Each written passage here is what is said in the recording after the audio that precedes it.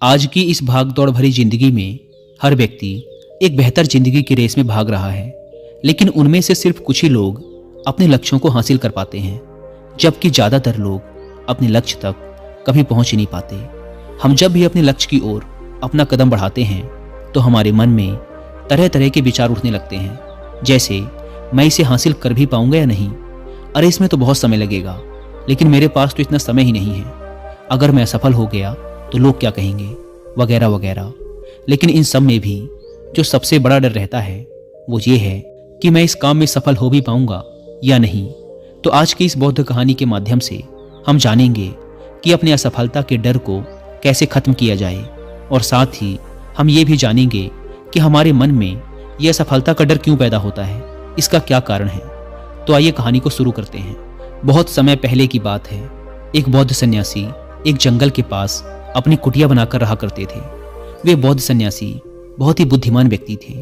जो भी उनके पास अपनी समस्या लेकर आता वो बहुत ही बुद्धिमानी से उसकी समस्या का समाधान निकाल देते। एक दिन वे वहीं पास के ही एक गांव में भिक्षाटन के लिए गए। जब वो भिक्षा मांगकर वापस लौट रहे थे तो रास्ते में उन्हें एक युवा व्यक्ति ने रोक लिया और कहा, मैंने सुना है कि आप किसी भी समस्या को बड़ी ही बुद्धिमानी से सुलझा देते हैं। हालांकि मुझे तो जरा भी विश्वास नहीं कि आप मेरी इस जटिल समस्या को सुलझा पाएंगे, लेकिन मैंने लोगों से आपकी बुद्धिमानी के बहुत से किस्से सुन रखे हैं। इसीलिए मैं आपसे एक बात जानना चाहता हूँ कि हमें किसी भी काम में असफलता की घबराहट क्यों होती है, और हम अपने किसी भी लक्ष्य को असफलता की घबराहट के बिना कैसे प्राप्त कर सकते हैं। युवा व्यक्ति का यह प्रश्न सुन बौद्ध सन्यासी मुस्कुराए और बोले, मैं तुम्हारे इस प्रश्न का उत्तर जरूर दूंगा, और उसके बाद से तुम्हारी सारी घबराहट भी खत्म हो जाएगी, लेकिन उससे पहले तुम्हें मेरे साथ मेरी कुटिया तक चलना होगा। वह युवा लड़का उस सन्यासी की बुद्धिमत्ता को परखना चाहता था, इसीलिए वह कुटिया तक जाने के लिए तैयार हो गया। इसके बाद वह बौद्ध सन्यासी उस लड़के को अपनी जंगल के पास बनी कुटिया में ले आए, लेकिन तब तक शाम हो चुकी थी, इसीलिए वो भोजन करके सो गए। अगले दिन जब वो उठे तो बौद्ध सन्यासी ने उस लड़के से कहा, चलो आज मैं तुम्हें जंगल की सैर करा के लाता हूँ, और वो दोनों जंगल की तरफ निकल पड़े। कुछ देर बाद बौद्ध सन्यासी ने उस लड़के को एक गुफा दिखाई और कहा, चलो मैं तुम्हें उस गुफा की सैर कराता हूँ। लड़के ने कहा, हाँ चलिए, मेरी भी जंगल की गुफा देखने की काफ़ी दिनों से इच्छा थी। इसके बाद वे दोनों गुफा के अंदर चले गए। गुफा के अंदर काफ़ी अंधेरा था, लेकिन थोड़ी देर बाद बौद्ध सन्यासी चुपके से गुफा से बाहर निकल आए और उस गुफा के द्वार को बाहर से बंद कर दिया।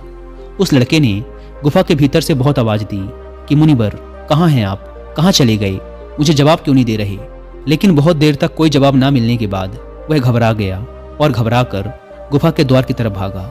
जैसे ही वह गुफा की प्रवेश द्वार पर पहुंचा, वह हैरान रह गया कि यह क्या, यहाँ तो किसी ने गुफा के द्वार को बाहर से बंद कर दिया है, अब मैं बाहर कैसे निकलूंगा। अब वह अकेले अकेले उस अंधेरी गुफा में काफ़ी भयभीत और परेशान हो गया। वह सोचने लगा कि कहीं उस सन्यासी ने मुझे मारने की योजना तो नहीं बनाई थी। अब वह गुफा में इधर उधर घूमकर बाहर निकलने का रास्ता ढूंढने लगा। वह गुफा में काफ़ी देर तक इधर उधर भटकता रहा, लेकिन उसे बाहर निकलने का कोई रास्ता नहीं मिला। अब उसे जोरों की प्यास और भूख भी लग रही थी, इसीलिए वह शांत होकर एक जगह बैठ गया। तभी उसे एक सुरंग से सूर्य की रोशनी आती हुई दिखाई दी, पर उस रोशनी आने वाली सुरंग तक पहुंचना बहुत ही कठिन था, क्योंकि चारों तरफ बस अंधेरा ही अंधेरा था, और वह सुरंग भी काफ़ी ऊंचाई पर थी। पर फिर भी वह तुरंत उठा और अपनी सारी भूख प्यास को भूलकर अपना सारा ध्यान उस गुफा से बाहर निकलने पर लगा दिया। काफ़ी मेहनत और प्रयास करने के बाद वह उस सूर्य की रोशनी आने वाली सुरंग तक पहुंच गया और कुछ दूर तक उस सुरंग में ही ऊपर चढ़ता गया। तभी अचानक उसे वह सन्यासी हाथ आगे बढ़ाता हुआ दिखाई दिया। वह लड़का झट से उस सन्यासी का हाथ पकड़कर बाहर आ गया और बाहर निकलते ही उस सन्यासी को गुस्से से चिल्लाकर कहा, मुनिवर, आप पागल हो गए हैं, आप मुझे इस अंधेरी गुफा में अकेले छोड़कर आ गए। आपको पता है मैं कितना भयभीत हो गया था और मुझे कितनी जोरों की प्यास लगी है। उस सन्यासी ने मुस्कुराते हुए उसे पानी दिया और कहा, अब मेरी बातों को ध्यान से सुनना। तुम इस गुफा के बाहर सिर्फ 2 कारणों की वजह से निकल पाए, जिसने तुम्हें इस गुफा से बाहर निकलने के लिए मजबूर किया। पहला कारण क्योंकि तुम्हें जोरों की प्यास और भूख लगी थी, और दूसरा कारण तुम्हें वहां घुटन महसूस हो रही थी, क्योंकि तुम्हें मित्रों और परिवार वालों के साथ रहने की आदत पड़ चुकी है। अब मैं तुम्हें 2 मुख्य कारण बताता हूँ जिसकी वजह से तुम इस गुफा से बाहर निकल पाए। पहला कारण, क्योंकि तुम्हारे साथ वहां ये कहने के लिए लोग नहीं थे कि इतने अंधेरे में इतनी ऊंचाई पर तुम उस सुरंग तक कैसे पहुंच पाओगे, ये तो असंभव है। और दूसरा कारण, वहां ये कहने के लिए भी लोग नहीं थे कि चलो कोई दूसरा रास्ता देखते हैं, इससे भी आसान रास्ता मिल जाएगा और हम बहुत आसानी से इस गुफे से बाहर निकल जाएंगे। सफलता प्राप्त करने का नियम भी कुछ ऐसा ही है। ये तो मैंने तुम्हें सफलता कैसे प्राप्त करें इसकी एक छोटी सी दुनिया बनाकर दिखाई है, पर वास्तविक दुनिया इससे कहीं अधिक जटिल होती है। वहाँ हमें सलाह देने के लिए बहुत से फालतू लोग मिल जाते हैं जो खुद तो कुछ कर नहीं पाए, लेकिन हमें ज्ञान देंगे कि ये मत करो, ये बहुत कठिन है, ये तुमसे ना हो पाएगा, इससे अच्छा तो तुम वो काम कर लो, उसमें तुम्हें निश्चित रूप से सफलता मिल जाएगी।